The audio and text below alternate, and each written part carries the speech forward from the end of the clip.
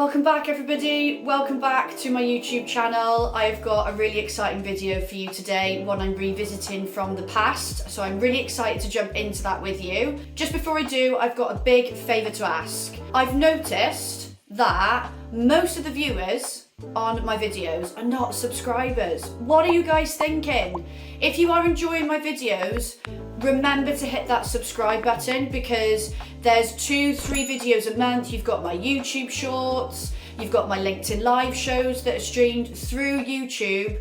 You will get notified of all this content as soon as I load it, and the subscriber numbers will be hugely appreciated. So just a little reminder before we start, hit that button, but also connect with me. All the ways that you can engage with me are in the captions box of this video. LinkedIn, Instagram, Facebook, it's there. So I always encourage any of you watching to connect with me and keep in touch. So let's jump into the video. So way back when, in August 2021, I recorded a video which is my second highest performing video ever. I think it's got over 10,000 views now actually. And you will see a little link pop up now where you can go and watch it. If you want to go back and watch the old one.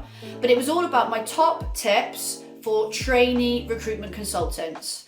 Now I thought it would be worth revisiting this and doing an updated version because we're now in 2024, time has passed, and although that is still an extremely useful video to watch, there are some updated tips I wanted to go over.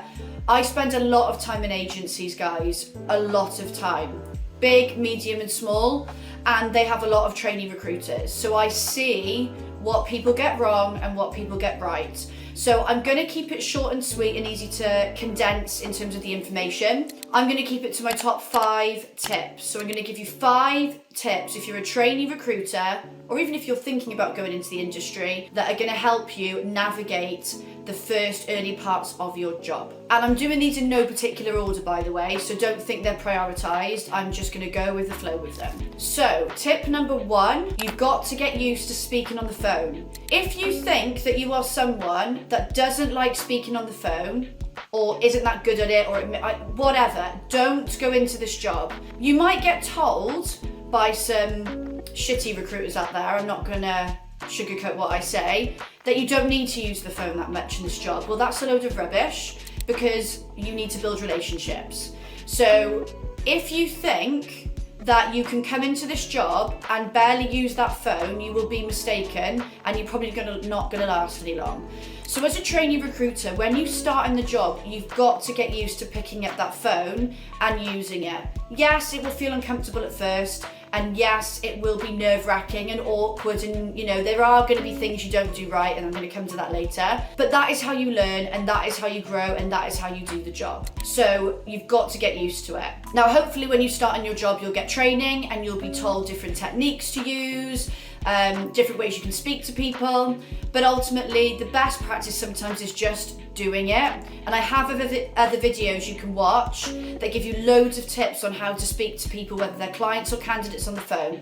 So definitely watch them, and there's a couple of cards coming up that will guide you to those videos. Watch this one first though. But yeah, I can't put it any simpler than that. You need to get used to speaking on the phone. It is a big part of the job. Tip number 2, and it is almost like I've done this on purpose because they link so well. But my second tip is you are going to have to sell. I know some people might be watching this and be thinking, well, duh, like that must be obvious, but this will be literally a news flash to some people. Recruitment is sales. Even if you're just doing a candidate focused role and no business development, that still involves sales. So don't come into this job thinking that you're not going to have to sell, because you are. So if you are thinking that that's something you might not want to do, don't waste your time and don't waste the agency's time, because this ain't the role for you. So you're going to have to sell. My tip is, again, similar to the last one, listen to the advice you're given, take on board the training, be a sponge. and just practice and try things. And that is how you will learn how to do it. You're a trainee. This is new to you. You're not expected to be perfect straight away. But what won't work is if you're avoiding selling and if you're avoiding the phone, bringing it back to the last one. Both of these things that you are going to have to do. Now, if you're watching this and you're somebody thinking about getting into recruitment and these 2 tips are already making you feel a bit unsure, go and get a job that involves sales and phone work, like a telesales job, and see how you adapt to it. If you adapt well and you find it useful and you learn a lot and you enjoy it, then go after recruitment. But if you don't like it, don't think recruitment's going to be any different, because it's not. But going back to my tip, get used to selling. It's going to be part of the job and it's something that you need to do to excel and become a high performer. Tip number 3, learn from your mistakes. As a trainee, you are going to get things wrong. I say this to everybody I train at the start if they're new. You're going to make mistakes, that's normal, and in recruitment, a lot of the mistakes we make are rectifiable. So for example, my first candidate call, I forgot to ask about 6 questions that were essential, and I had to keep bringing that candidate back to get the answers because my manager was like, you have to find this out, it's important. And guess what? I listened and learned from that mistake, partly because it was so bloody awkward. And did I make those mistakes again when I rang a candidate back? No, because I remembered what I learned. I took that information in and remembered it for next time. And that is all anyone will ever ask of you. So this is one of my biggest tips. If you make a mistake, don't beat yourself up about it, but reflect on it and learn from it and do what you need to do to not make it again. So it could be a reminder, a post-it note, talking it through with the manager, whatever it is. People around you will not get frustrated with new mistakes because they're bound to happen. What they will get frustrated with is if you keep making the same mistakes over and over again because you've not been listening and you've not been trying to rectify them. That is when people will get annoyed. And as a trainer, that is when I get really pissed off myself, is when people just aren't making that effort to grow and develop and learn. So that is tip number 3. Tip number 4, being a success, it will take time.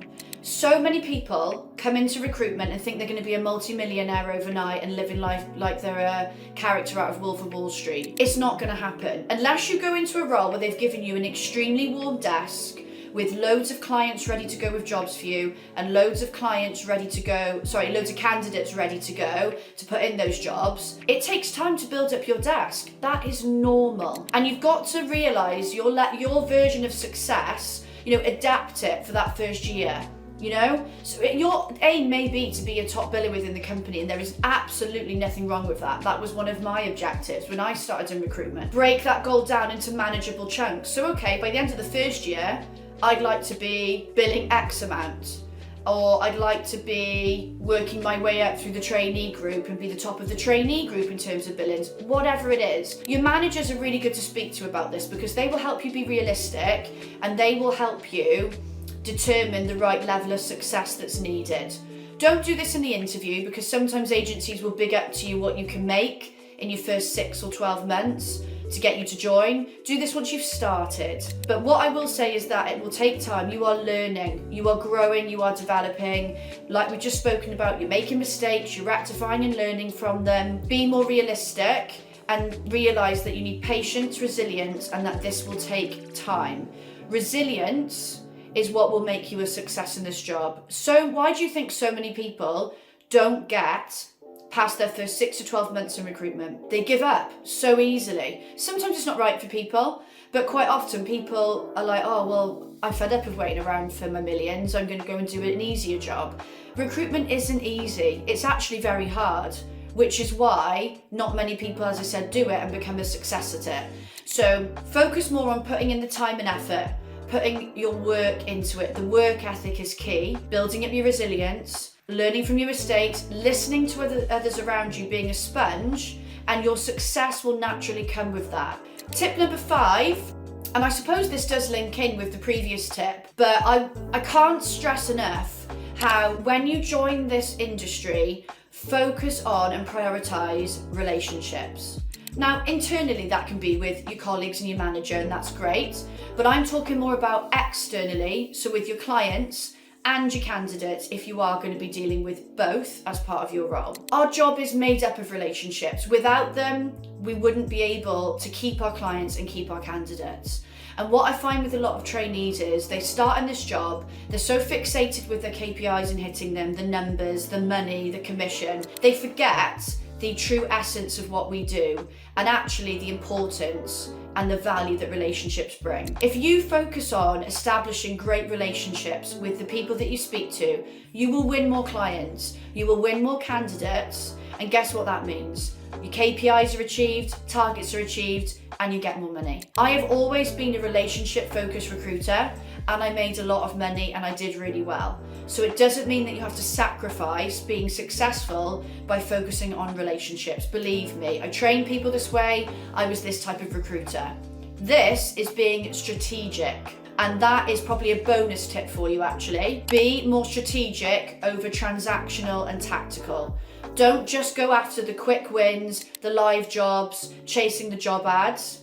Go after partnerships, long-term relationships, high quality clients, sell a product, sell a service, and sell the value in partnering with you. And this takes investment of time, but then you are going to be building relationships with companies where you are then the first port of call, where you can agree things like retainers and exclusivity. You are not just chasing the short-term wins that every other agent is doing, that every other consultant is doing. You're going after longevity. And again, that will mean consistency in your earnings, less ups and downs, less struggles with mindset. It just becomes a lot more easier to manage your desk. So there you go. I've even given you a bonus tip as well. You've actually got 6 tips out of me today. That is it for this video. I've kept this really short and condensed so it's easier to understand. If you are new to recruitment and you're struggling, please reach out to me. I'm always here for support. Remember to hit the subscribe button, connect with me, Instagram, LinkedIn, the lot. And keep an eye out for my fortnightly show, Recruitment Uncensored. It is a great way for you to learn from not just me, but industry experts about a whole variety of recruitment topics. You can watch live through LinkedIn or YouTube, or you can stream it in your own time on the channel, and all those videos are there now for you to watch. Thank you so much for watching today. Let me know what you thought of the video and the updated tips and any other videos you want to see, and I will see you very soon for the next video. Take care guys, see you soon.